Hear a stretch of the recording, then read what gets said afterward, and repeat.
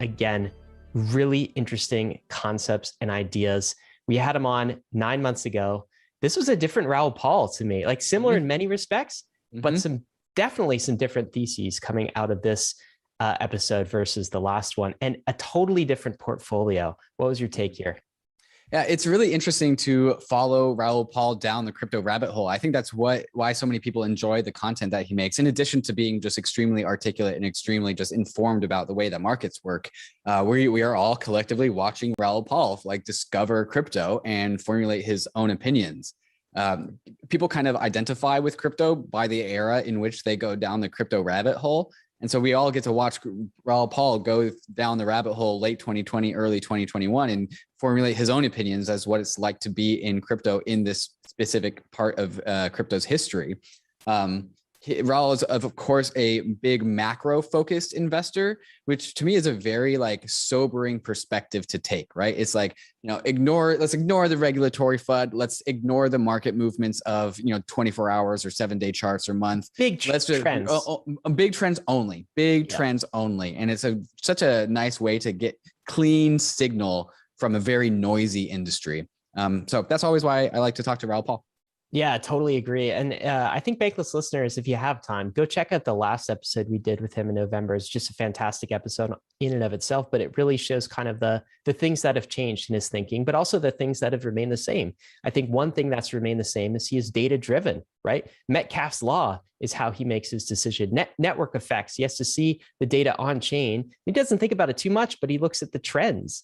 And we got into that discussion. He also said this time, ETH is money. That's a big departure, because we asked him, because Bankless Platform has been saying that for a while. We asked him last time if he thought ETH was money. He didn't. But what changed is he started seeing NFTs purchased in ETH. And I think that's changed a little bit. He also gave us some ETH 2021 price predictions. He talked about how 1 billion people would be in crypto by 2024 if the current trajectory holds. He also gave us a peek into his portfolio. And last time it was 85% Bitcoin. Let's not reveal it though, David. Right. Last time it's it was something 85% else now, Bitcoin. 15% ETH, and it is something else now. I will say he got rid of all of his gold. So you'll have to tune in to hear what his portfolio looks like this time around. All in all, man, I think Raoul gets it. He's not blinded by tribalism. He looks at this from a very analytical perspective, and he has a gift for simplifying things and distilling them to kind of base concepts that are very understandable and memeable. So huge respect. You guys are going to absolutely love this conversation. Yeah, and let's just go ahead and get right into it. But before we do, we have to talk for a moment about some of these fantastic sponsors that make this show possible. Living a bankless life requires taking control of your own private keys, not your keys, not your crypto. That's why so many in the Bankless Nation already have their Ledger hardware wallets, which makes proper private key management a breeze. But the Ledger ecosystem is more than just a secure hardware wallet. Ledger is the combination of the Ledger hardware wallet and the Ledger Live app. And if you're used to seeing all of your crypto services and favorite dApps all in one place, Ledger is where you want to be. Not only does Ledger let you buy crypto assets straight from the app, but it also hooks into decentralized exchange aggregators like Paraswap, which makes sure that you are getting the best prices on your trades without your assets ever leaving your control. DeFi never stops growing, and the Ledger Live app grows alongside with it. So click the link in the show notes to see all the DeFi apps that Ledger Live has, and stay tuned as more and more apps come online. And if you don't have a Ledger hardware wallet, what are you even waiting for? Go to ledger.com, grab your Ledger, download Ledger Live, and get all of your dApps all in one place. Arbitrum is an Ethereum scaling solution that is going to completely change how we use DeFi. If you've been using Ethereum for the past 12 months, you've probably noticed the high gas fees and the slow confirmation times that have been plaguing DeFi. Too many people want to use Ethereum, and it doesn't have enough capacity for all of us. That's where Arbitrum comes in. Arbitrum is a layer 2 to Ethereum, which means Arbitrum can increase Ethereum's throughput by orders of magnitude at a fraction of the cost of what we are used to paying. When interacting with Arbitrum, you can get the performance of a centralized exchange while tapping into Ethereum's level of security and decentralization. This is why people are calling this Ethereum's broadband moment, where we get to add performance onto decentralization and security. If you're a developer and you want to save on gas costs and make an overall better experience for your users, go to developer.offchainlabs.com to get started building on Arbitrum. If you're a user, keep an eye out for your favorite DeFi apps building on Arbitrum. Arbitrum has been working with over 300 teams, including Ethereum's top infrastructure projects, and will be opening up to all users shortly. There are so many apps coming online to Arbitrum, so you may want to pack your bags in preparation for the great migration to the Arbitrum Layer 2. To keep up to speed with Arbitrum, follow them on Twitter at Arbitrum and join their Discord.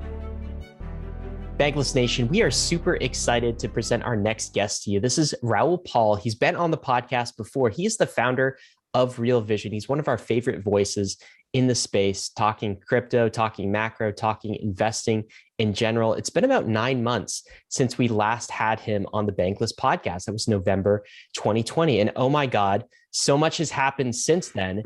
It feels like about 9 years. So we want an update. We want to unpack his brain, particularly on the events over the last 9 months and how he's thinking about markets today. Raoul, welcome back to Bankless. It's great to have you. It's great to be here. 2 tropical storms and a power cut couldn't stop us doing this. That's right. No one can stop us from doing this. We had to, for Bankless listeners, we had to reschedule this twice. We actually thought we were going to have to reschedule this time because as soon as Raoul jumped on our call, power went off. Electricity in the Caymans went off. How are you guys doing? Is this typical for the Caymans, Raoul? No, it's not. It's actually a pretty stable place where everything works. It's just, for some reason, I mean, I've been here 7 years, and I've had 3 storms in 7 years, 2 of them within the last week. So either global warming is going exponential, or it's just unlucky. Maybe just unlucky, but we feel lucky to have you back here, and we're glad we could actually have this conversation. You know, we thought we could do sort of a rundown of topics, Raoul, and just pick your brain on them. So we want to talk ETH, we want to talk DeFi, we want to talk NFTs in the metaverse and everything that's going on. We want to contrast that with our conversation 9 months ago. But I thought what we could do is go from sort of top to bottom, big to small, if you will. Okay. And let's start with sort of the macro. And take us back 9 months ago. What's changed in the macro world over the last 9 months? Give us the update there. So what basically happened? So 9 months ago, let's say we were talking about May, June last year, that my macro thesis at the time was that we were going to see some sort of insolvency phase, the overhang from this whole situation. That didn't happen because of the unprecedented amount of monetary printing that went on and the ongoing fiscal stimuluses.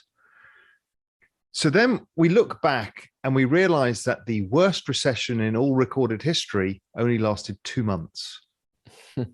And that was all about, again, this stimulus. So if you are Janet Yellen and Jay Powell, you sit in a room together and go, that was pretty good, eh? It kind of worked.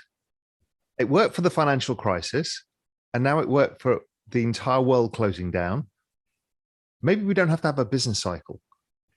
Maybe we don't have to have risk anymore. So the marginal propensity for them to fire that gun again is extremely high. Well, the market sells off. Well, let's just add some stimulus. You know, we're still not sure that equality is quite right. We'll add some stimulus. Every answer becomes we can add stimulus. So the market currently has been looking for strong growth, and Jay Powell was out today talking about potentially tapering because the growth numbers have been strong. But my work suggests that the economy is actually weakening. So China has a weak credit cycle and its GDP growth is falling sharply. Japan has got itself in a huge mess now with the COVID Delta variant. That's the 3rd largest economy in the world. And, you know, Europe still stop-start. The US still not fully recovered. And it's normal. Normally it takes maybe 2 years to fully recover from a recession. And this was a big one. So after we call the end of a recession, generally the central bank cuts twice again after it because growth isn't fully stabilized. So we're in this phase where growth, I think, is starting to weaken. We see it in things like, well, the most dramatic being the University of Michigan sentiment surveys for buying climates of houses and cars and big ticket items. People have just gone, this is the worst buying climate we've ever seen. It's the worst numbers we've ever seen in these surveys because of the price rises that came from the supply shocks beforehand. We see rollover in ISM and these other business cycle surveys. So we're going into a period where the Fed are talking about tapering. The market really thinks inflation is the big enemy, and probably we're about to see a slowdown.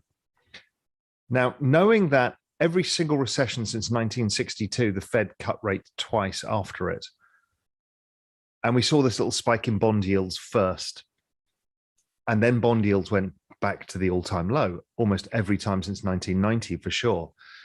So the probability is for me that the economy's weakening, the Fed cut again twice. There's probably more fiscal stimulus to come, and the markets haven't priced this in at all. Now, in the context of what does that do for asset prices? Well, I've talked to a lot about the significance of this printing. It doesn't come up in CPI, the inflation that everybody talks about. It comes in the fall of the value of fiat currency, the denominator. And we see that because basically you can divide any asset by the Fed balance sheet and everything's about flat. And you can do the same with German property and the ECB balance sheet, or UK property and the Bank of England balance sheet, or Swedish property. It works pretty much consistently. We're lowering the value of fiat currency overall. So if the Fed are going to do that, we should see a rise in the value of equities, the value of real estate, most assets, and especially cryptocurrency.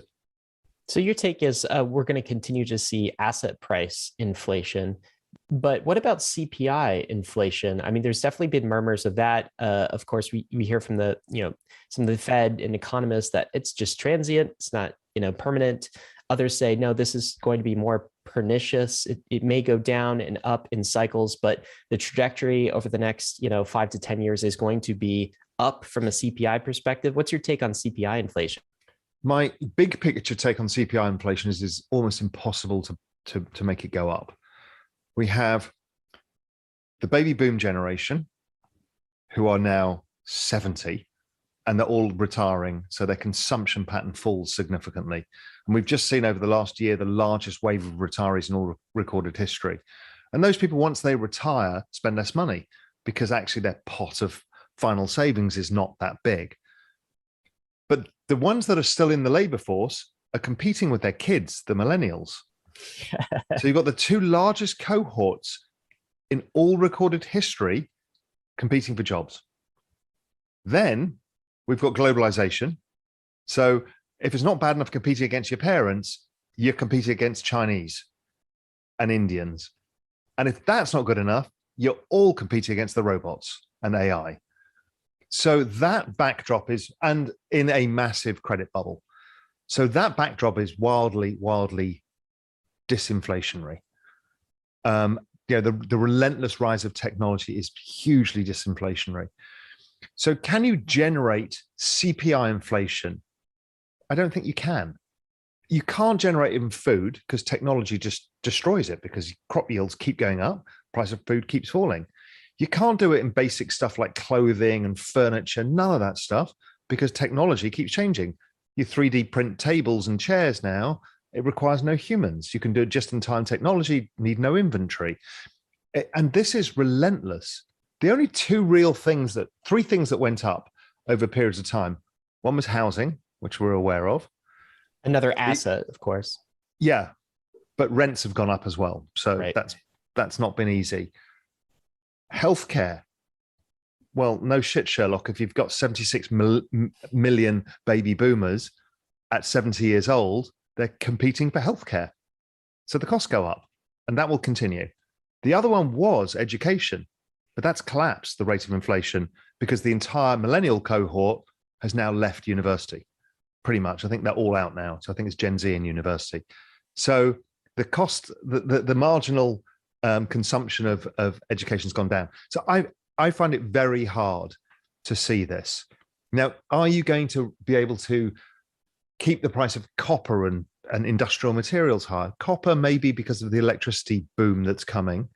But overall technology lowers the price of copper. You can extract more copper. We saw that with fracking and oil.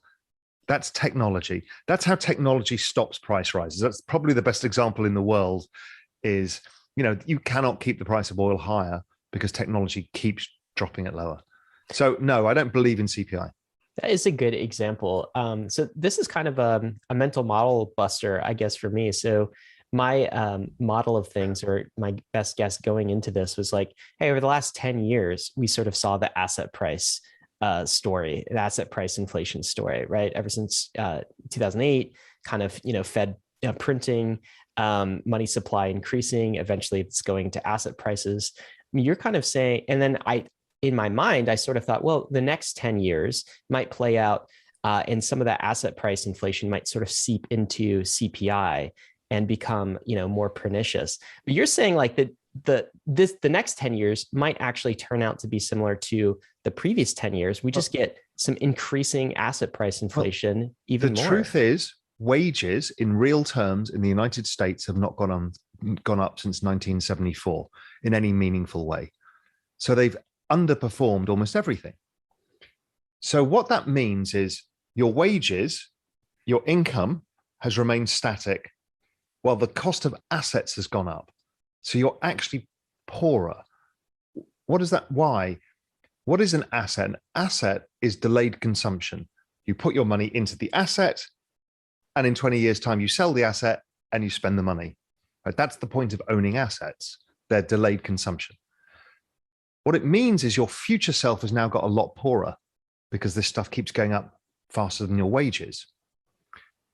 This is the real dramatic problem. That equation of can you get wages up to create demand push inflation? No. Can certain cohorts' wages go up? Sure. But overall, you can't, because everybody in Silicon Valley's job is to drive costs lower. And it's a really dramatic situation. This creates a huge amount of anxiety, social anxiety. People don't know why they're getting screwed, but they're getting screwed. And it's not just the Fed raising asset prices. It's actually the fault is of the silent generation who had too many kids after World War II.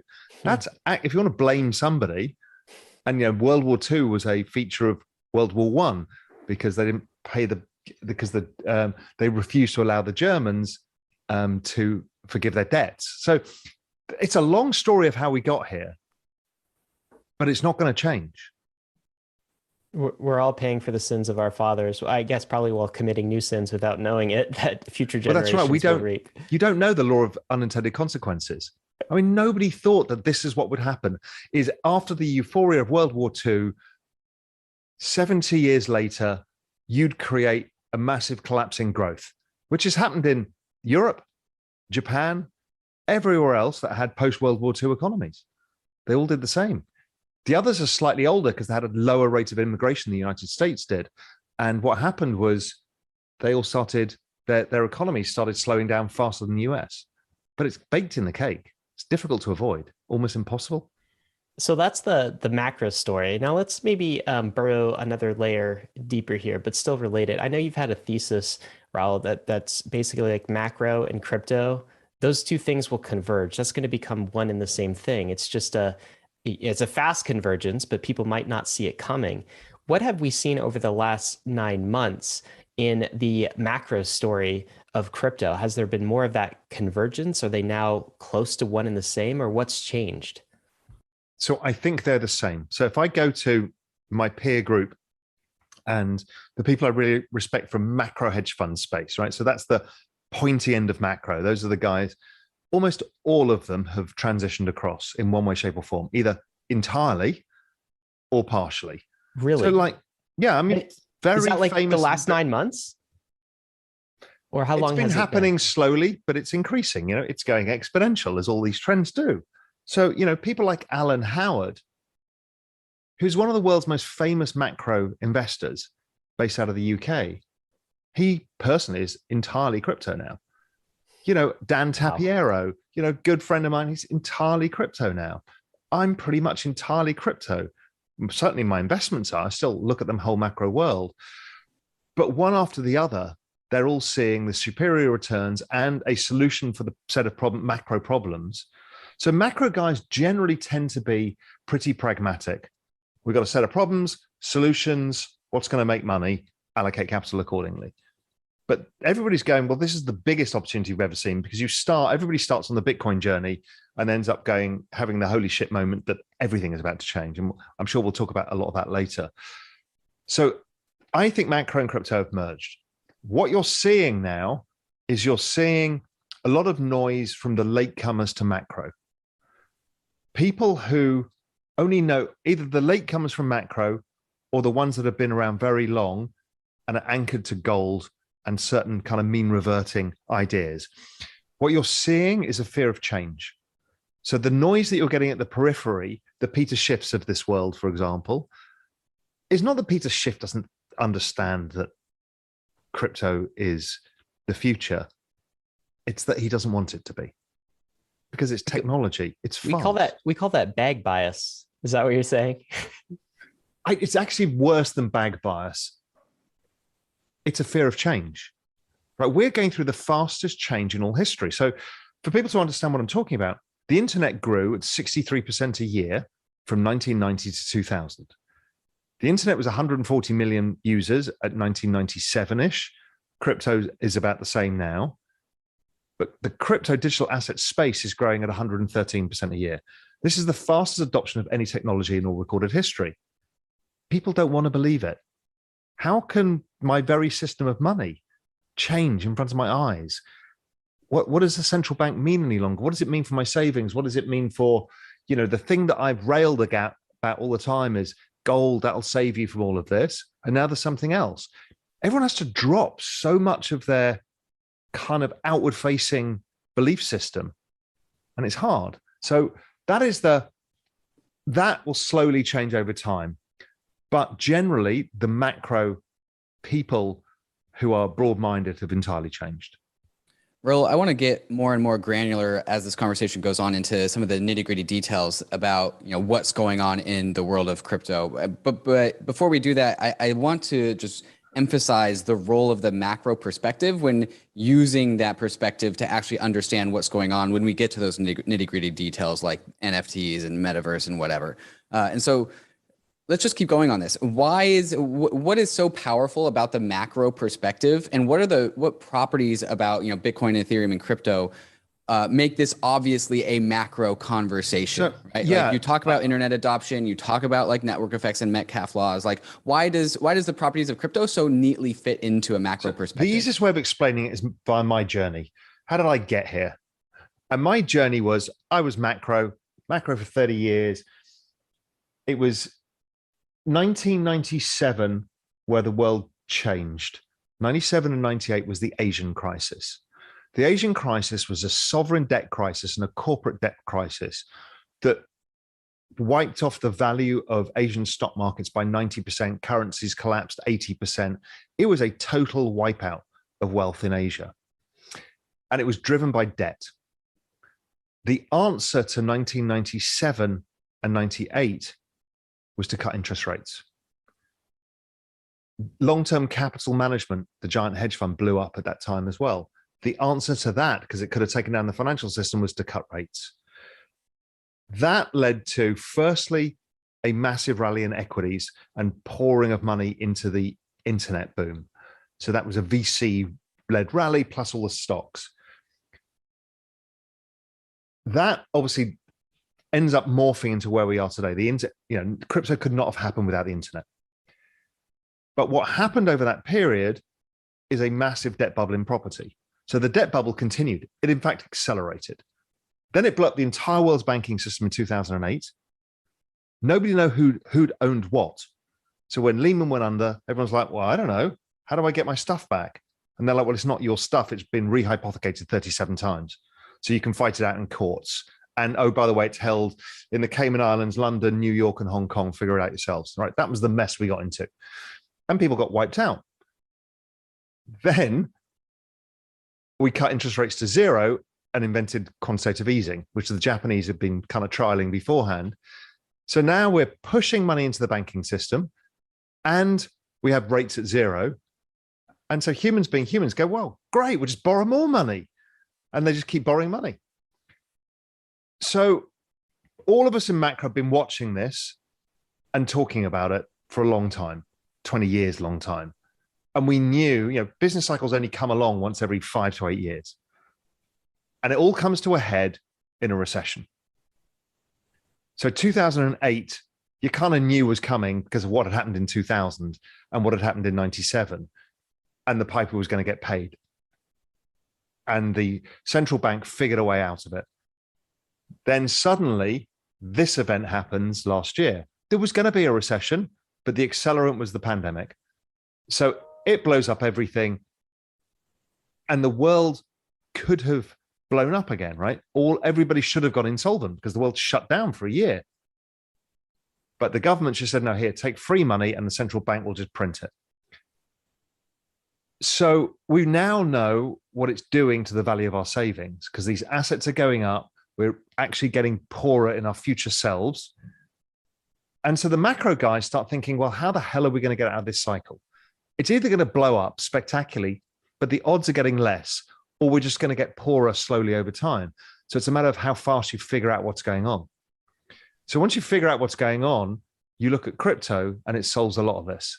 So when Bitcoin first comes along, it's clear it's developed solely for this job. I mean, it's very clear in the white paper, and it's very clear when they're looking at the banks being bailed out again, that somebody figures out, why don't we try a scarce digital asset and see if that works? And then about a year or two after that, people start figuring out, oh, blockchain. Oh, that kind of is interesting, but other stuff, because we've got now a trusted ownership structure, which the world didn't have.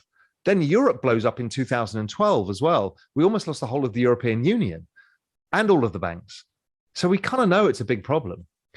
And then Ethereum comes along with smart contracts. And then the kind of light bulb moment for everybody goes off is like, actually, we can rebuild the entire system from scratch.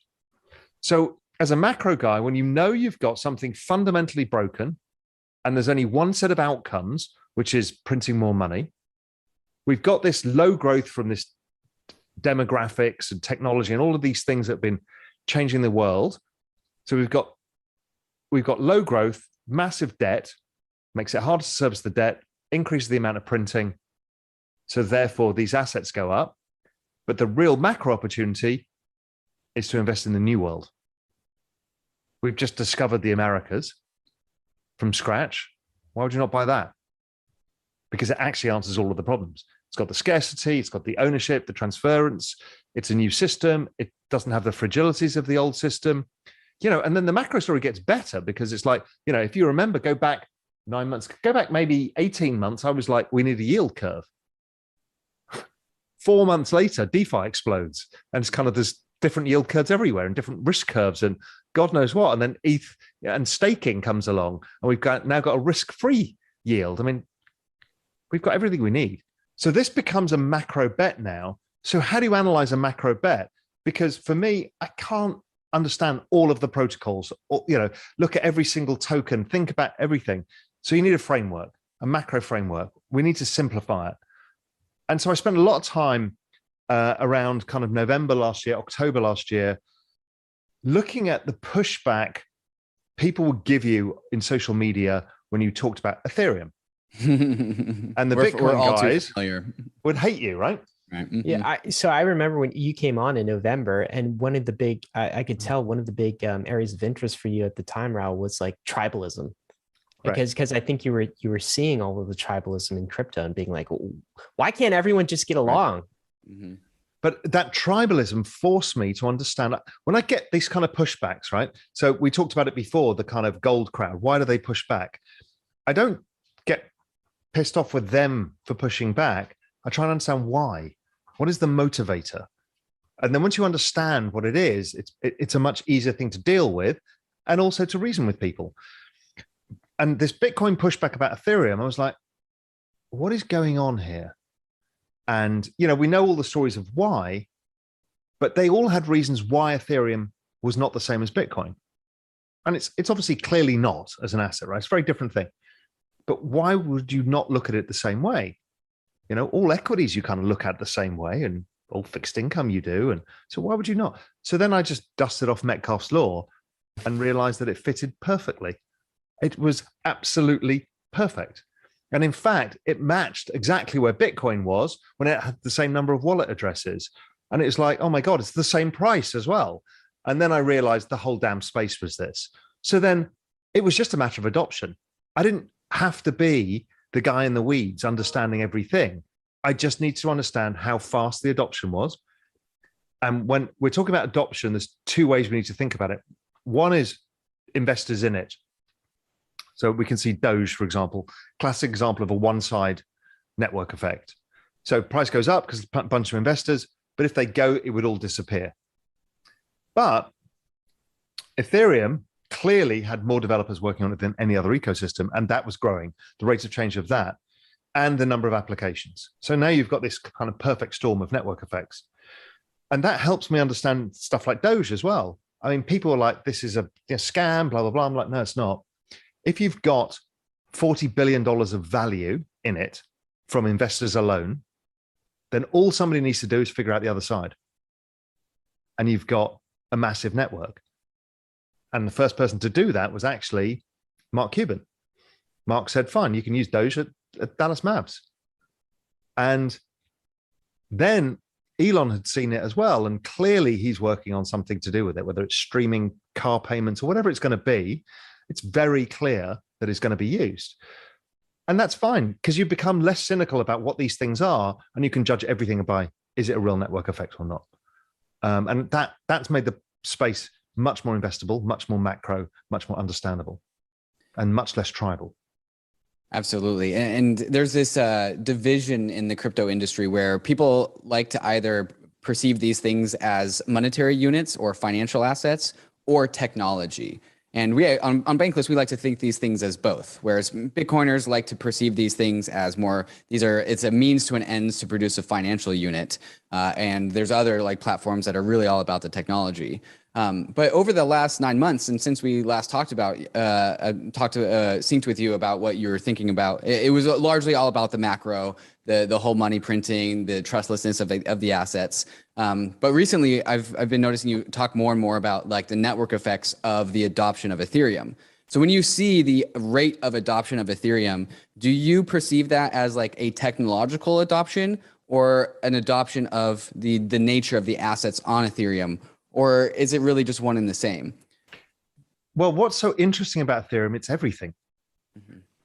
You know, I actually bought my first NFT today. And look, everything's priced in. Congrats. Was it a CryptoPunk? Wait, you got to tell us more about that, Raul. Yeah, it's nothing exciting. I just thought I'd have to do it. We'll come on to that when we talk about NFTs in a bit. But it was priced at 0.75 ETH. Mm-hmm. So ETH is money. And I'd seen that because we commissioned for Real Vision a kind of headquarters in Crypto Voxels, which we're just, we're going to release soon, just for the fun of it.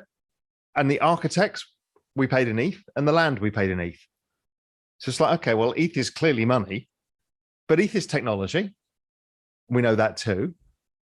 ETH is also a platform of which people are building a lot of different applications. So whether we talk about community tokens, NFTs, DeFi, a whole bunch of stuff, DAOs, they're all going to be on ETH.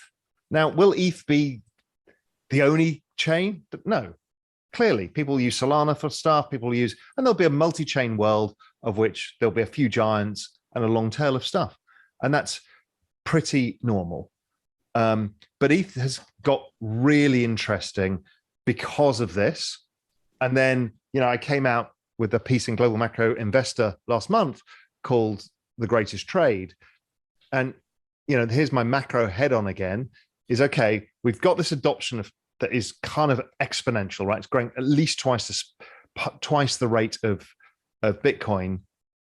And it's by far dwarfing the rest of the space.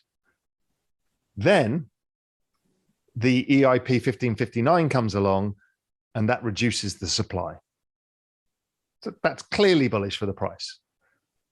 And then you look at the on-chain analytics and everyone is bloody staking it because now it's a pretty clear run between now and ETH 2.0. So why would you not if you're a long-term holder? So everybody's staking it. So that's taken a ton of stuff off the exchange. There's tons that have gone into just holding, tons that are locked up in DeFi, tons that are locked up in NFTs. And you're left with, I don't know, as of today, 11% of the entire supply of Ethereum available, and it's going down every day. And the demand is going exponential. The only outcome is an exponential rise in price. There's no other outcome. Raoul Paul, you are an ETH bull, my friend. This is something that I think we've been talking about on Bankless for a while, right? But I think a lot of people haven't seen it until because there's execution risk, right? I mean, we've been talking about EIP 1559 for 3 years, but it's like everyone's like, yeah, well, is it there? When's it coming? What's the timeline for this? Now things are happening and people are starting to see it. I want to talk more about ETH as the greatest trade in a second, because I want to hear kind of your full bull case. But before we do, just doubling back to, I think, a key point of interest for Bankless listeners, because